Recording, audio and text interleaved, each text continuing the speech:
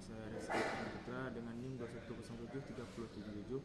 Baiklah, tujuan saya membuat video ini, saya akan melakukan observasi, menyebutkan fungsi dan menganalisa media belajar yang ada di workshop otomotif WNP.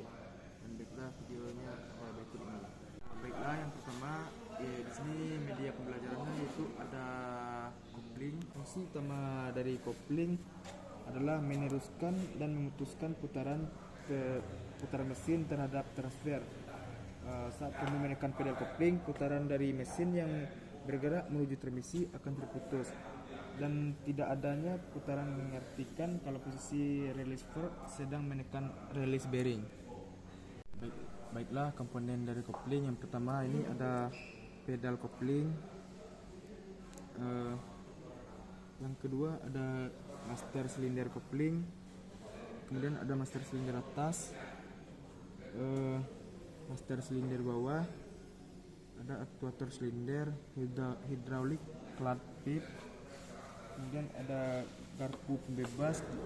Di dalam sini ada garpu pembebas, ada release bearing, ada tutup kopling atau clutch cover, kemudian ada plat penekan, pressure plat itu di dalam, kemudian ada plat kopling.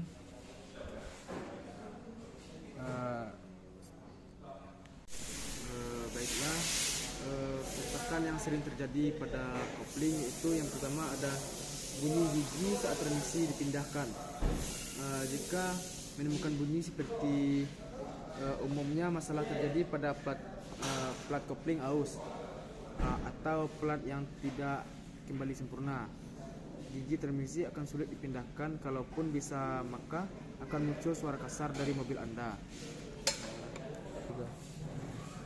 Baiklah, kerusakan yang sering terjadi pada kopling yaitu bunyi saat gigi transmisi dipindahkan. Jika menemukan bunyi seperti ini, umumnya masalah terjadi pada plat kopling aus atau plat yang tidak kembali sempurna. Gigi transmisi akan sulit dipindah, kalaupun bisa maka akan muncul suara kasar pada mobil Anda. Jika merasakan atau menemukan gejala seperti ini, sebaiknya segera periksalah kendaraan Anda ke bengkel. Kemudian getarannya kasar. Ini terjadi saat komponen kopling tidak berhubungan secara lurus dan mobil seolah bergetar. Penyebab bisa terjadi dari plat kopling atau flywheel yang tidak rata.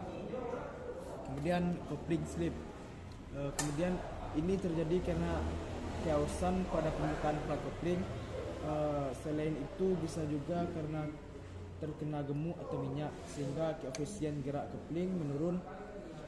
Kondisi ini memungkinkan kopling tidak sempurna memindahkan tenaga dari mesin. Kemudian yang sering terjadi yaitu kampas kopling habis. Kampas kopling habis tandanya hampir sama dengan kopling slip, yaitu akselerasi yang kurang dan kendaraan tidak kuat di tanjakan. Akan tetapi ada tanda-tanda lain yang mengindikasikan bahwa kopling mobil Anda memerlukan pergantian, di antaranya seperti pedal kopling terasa tinggi, pedal kopling terasa berat, dan mesin mobil tidak mati ketika kopling dilepas secara tiba-tiba. Saya rasa cukup sekian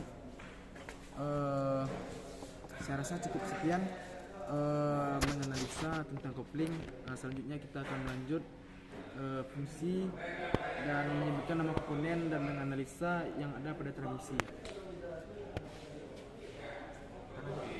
Baiklah, selanjutnya kita lanjut ke transmisi. Transmisi berfungsi untuk meneruskan putaran dari kopling ke poros propeller. Dan komponen-komponen transmisi ada, yang pertama ada poros input, yang kemudian ada gigi-gigi transmisi sini dan di dalam sini. Kemudian ada gigi sinkromes atau gigi penyesuaian, ada garpu pemindah di bawah sini. Kemudian ada tuas penghubung, ada tuas transmisi atau tuas pemindah atau gear shift lever. Kemudian ada bak transmisi, Di bawah sini terdapat bak transmisi, kemudian ada output shaft, ada bantalan bearing juga di dalam sini. Kemudian ada counter gear, reverse gear, ada hub sleeve juga di dalam sini terdapat hub sleeve. Kemudian ada speedometer gear. Kemudian kita akan lanjut menganalisa pada transmisi. Yang pertama, sulit atau tidak dapat masuk gigi. Kemungkinan kerusakan atau penyebabnya atur pada proses input, kotor atau rusak. Cara memperbaiki atau mengatasinya yaitu perbaiki seperlunya saja. Kemudian ada gigi transmisi loncat. Kemungkinan penyebab transmisinya rusak. Cara mengatasinya yaitu bongkar dan periksa komponen-komponen yang ada di transmisi. Baiklah, selanjutnya kita akan langsung melanjutkan materi kita itu ke universal joint atau propeller shaft. Baiklah, sekarang kita lanjut ke poros propeller. Poros propeller berfungsi untuk menahan kendaraan agar tidak mengalami guncangan saat komponen ini memindahkan tenaga penggerak di bagian roda. Kemudian di komponen-komponen yang ada pada poros propeller, yang pertama itu ada di sini ada bantalan speeder, dan sini ada speedernya. Ini speeder. Kemudian ada snap ringnya, ada sleeve yoke, dan di ujung sana terdapat yoke flange. Dan ini adalah poros propellernya.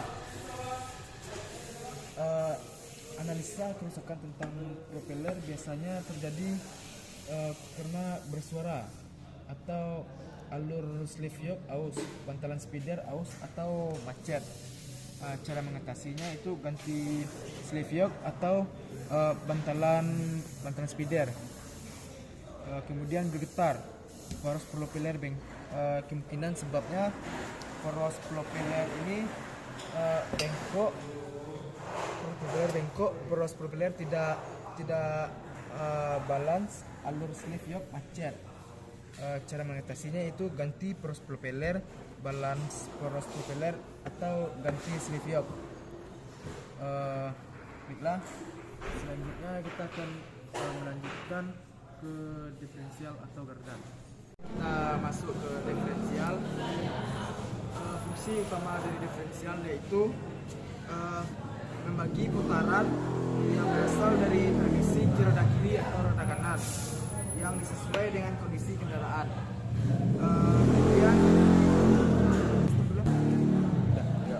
Baiklah, selanjutnya kita akan menyebutkan nama-nama komponen yang ada di dalam diferensial. Yang pertama ada mur penyetel, kemudian ada bantalan luncuran, kemudian ada gigi ring, ada bak diferensial. Di sini ada bak diferensial nanti. Kemudian ada mur pengunci, ada juga plat penguncinya juga. Kemudian ada bantalan depan, ada penahan oli, perapat oli, dan ada cincin dan murnya juga di sini di fan penyambung.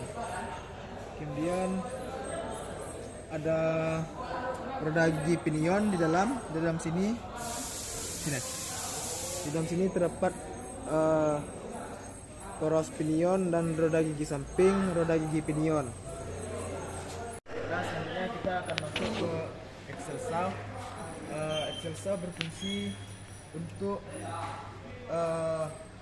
meneruskan putaran yang dihasilkan oleh seat gear yang digunakan untuk memutar roda.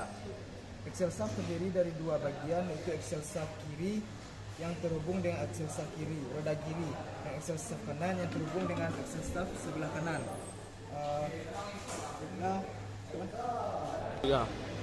Kerusakan yang sering terjadi pada axle shaft ini yaitu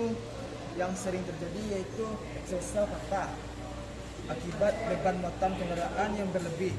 Selain patah, rembesan oli juga sering terjadi di bagian di bagian seal oil seal tepat di belakang backing plate atau sepatu rem.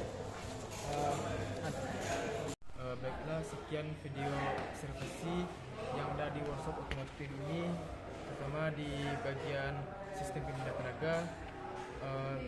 Jika terdapat kesalahan atau jika terdapat kesalahan, saya mohon maaf. Saya tutup dengan wassalamualaikum warahmatullahi wabarakatuh.